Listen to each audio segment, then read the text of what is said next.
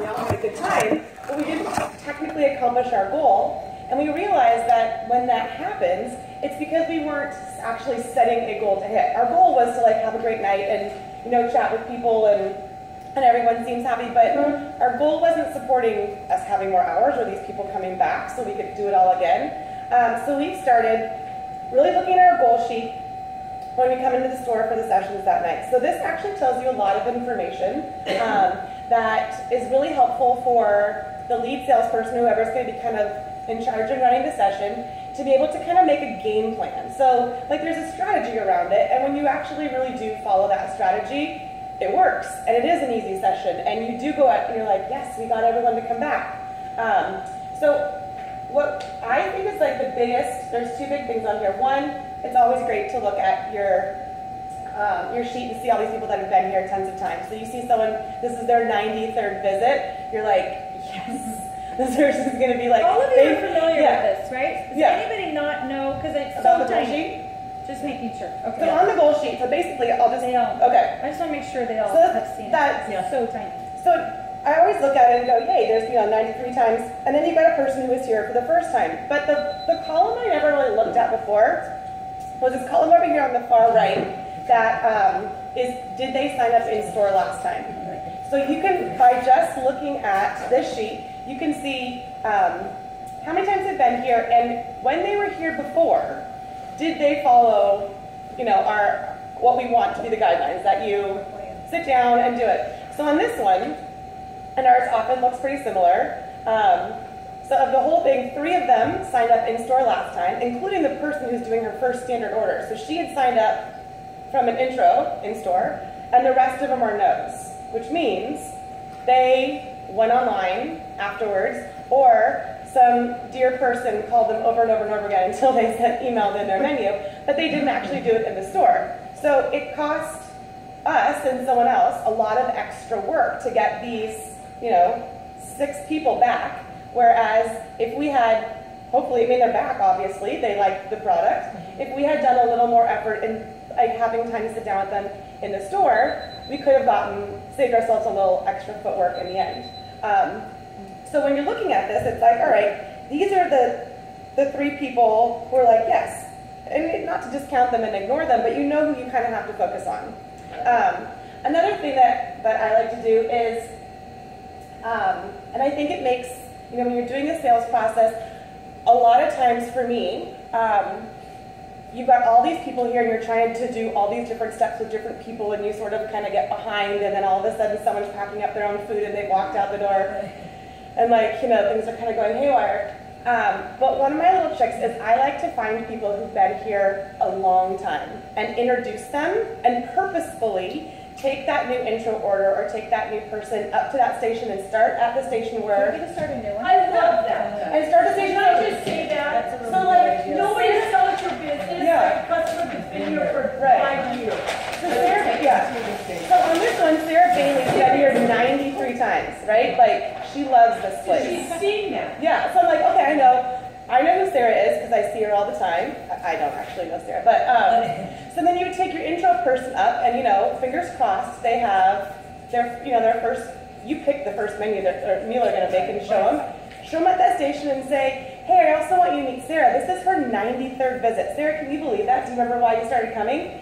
And then you kind of watch as Sarah, as they're sitting at that station, the new person will ask her questions. And then they kind of get this little rapport. And one time I did this, and the lady I introduced to a longtime customer, like they exchanged phone numbers at the end, and she's like, remember that night? I was like, they've been friends for years. She was like, we need like a grandma around here. She was like giving her like new mom advice. She was like an older lady. It was just the cutest thing. And Janelle and I were like, I feel like this was a really good night. Like we changed someone's life today. But it was because we actually kind of spent time, and we have all this information, and so this is a great goal sheet. So what we like to do, I talked a little earlier about it's a good night, but we didn't hit our goal because we didn't make one. So we kind of look at this and say, it wasn't a goal to hit, so we did not make it, but we also didn't have a goal. So your goal is always, the blue sky is 100% sign-ups. Everyone signs up, like, yay, this Thursday night next month's going to be awesome. Everyone's going to be back.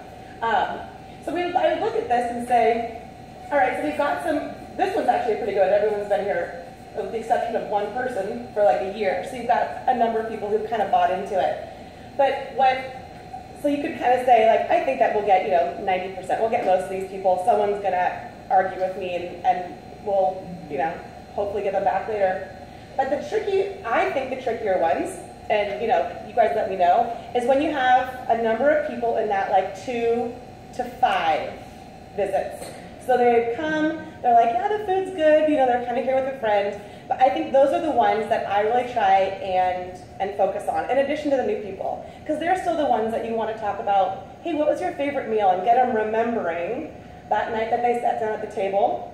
And they're like, oh, we love those, like, I don't know, outlaw chicken sliders, because everyone seems to, that's everyone's favorite. But then they kind of start talking about, oh yeah, that was easy. And so those are the people I try and focus on. But we don't do this every time, but this is going to be our change, girls. Is being really diligent about pre-session huddles. So the sales lead, whoever is the lead, kind of puts that plan in place. They have a goal. Here's the number of people I wanted to make sure that we sign up to come back tonight. We used to have a goal where we would also do whatever the side sales are, but I found that when we focused on selling stuff out of the freezer, we were not focusing on like actually helping guests pick next month's meals. Yay, they just walked out with like 4 frozen dinners, but now they don't think they need any more next month. So we kind of stopped with like putting that as our goal. That really is a good point. And I've seen that happen in a lot of stores, where people will spend a long time selling a $5 green bean, and they haven't gotten their order yet. And then they're like, oh, thanks. Always get their order first, and then sell them the green bean. Right. And so the pre-session huddle is super important. One, the person who comes in first, at least at our store, is the one that kind of prints all this stuff out and like the goal. But letting everyone else know like what the game plan is tonight and kind of what we have to expect. So everyone on your team that night knows that, hey, we've got 3 new people coming in. Like Letitia, I'm gonna, when they come in, I'm gonna introduce you to them. Letitia could be doing something else when they come in, so that person actually goes to Janelle. But to kind of get a plan so that you can divide and conquer. And so, Letitia's not with a brand new person, but she's also trying to bag somebody else up, and someone else is standing there with their menu. So if you can kind of, for lack of a better word, kind of plan out your triage at the beginning and give everyone an idea of like what's happening. Or I look at these the night before or the day before, and a lot of us will put stuff out the day before. But some nights I'll text people for the next morning, hey guys, we've got 5 new people. Like, brush up on your 5 touches tonight because we're going to be really using them tomorrow. And we have, I'll send this if you guys want, what we were saying, little cards that fit in your apron pocket that have the 5 touches on it. So you can just be like, yep, I've done all of those. And Valerie mentioned this before, but Shelly does do this, and I've seen other people at our store do it, is just kind of bring out the card, and you're not necessarily reading to the person, but it looks official, though, that you're like, hey, did you know, you're not going to give them this card, but did you know that if you sign up for next month, you get $10 in plate points, we're going to give you an extra meal for free that your family's going to love, and so like you can kind of go through these, you've got this little thing that looks official, Shell and I were talking about it until it just becomes so second nature, like Valerie, to just walk up and have this conversation with someone. I still think it's kind of awkward sometimes and I stumble over it. But having a little card for some reason makes it like, all right, I'm doing it. I'm on number 4. So what do you guys, in sessions, what do you find are the biggest challenges or the things that kind of make it a harder night? Generally speaking, you mean? Yeah. That prevent you from prevent you from having that blue sky where everyone goes home and feels great. You've got 100% sign up. So what are some things that get in the way of that? I mean, I have all the best intentions when I start. And somewhere in it, I find myself doing everything but the most important things sometimes. So, it's just a matter of reminding myself, steering myself back to what's important. Yeah. Cleaning this up or cleaning that up. Or I think delegating would instead of doing that, instead of wanting to go and fix the, whatever dropped that or whoever did this, that, because all the things that you're looking for are not written down. Yeah. Like when I went into training, she said, Darlene, the best way I can train you is for you to answer the phone. And she's absolutely right about that. Because the stuff that I get on the phone, I mean, it's just... People do have weird questions. No, yeah, like, and if it's gonna happen to you when you're new. Yeah. And so there is no, it's not in black and white or in a training book. Yeah.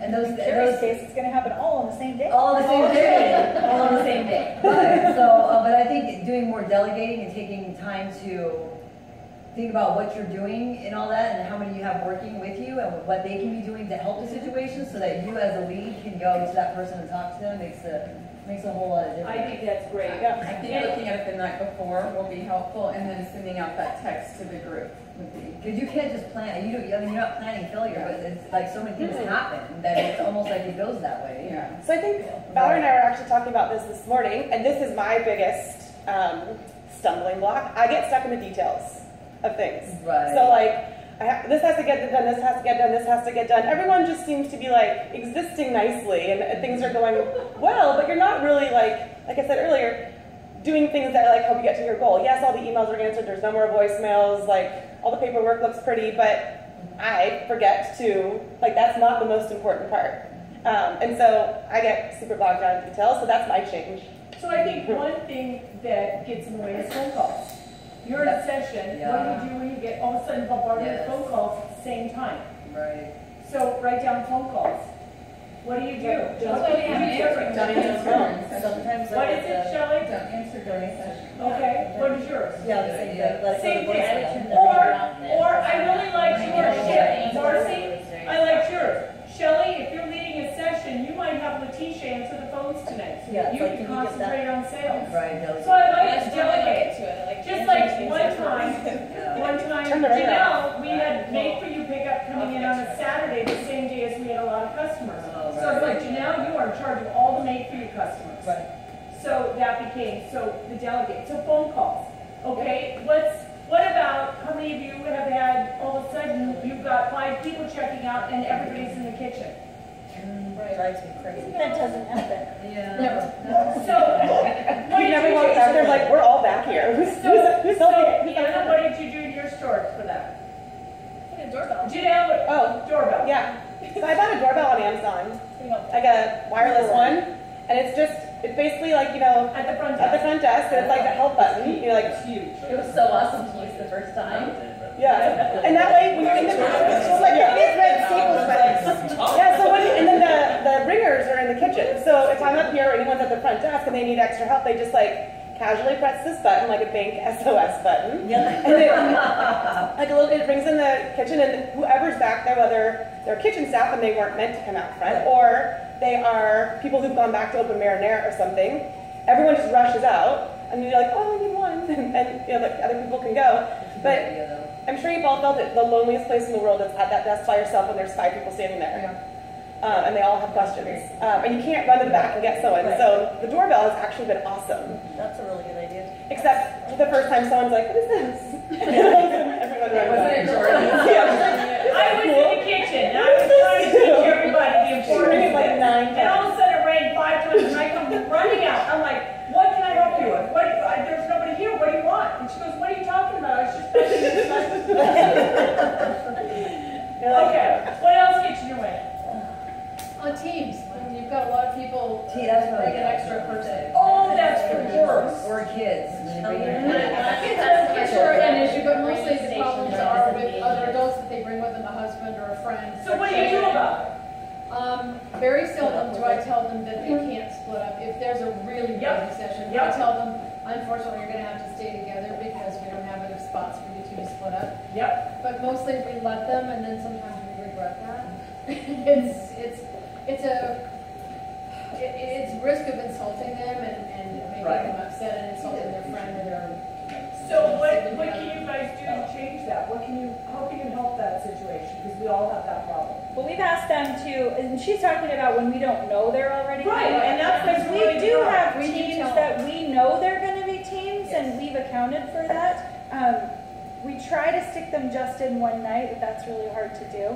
But we tell them, we can schedule you during a time that's not so busy if you'd like to bring a Okay, team, that's but you one have thing. to let us know Or you before. can ask them, you know what, can you call just to make sure it's not gonna be too crowded, because when it gets this crowded, it's hard for everybody. And we do that, And just ask them.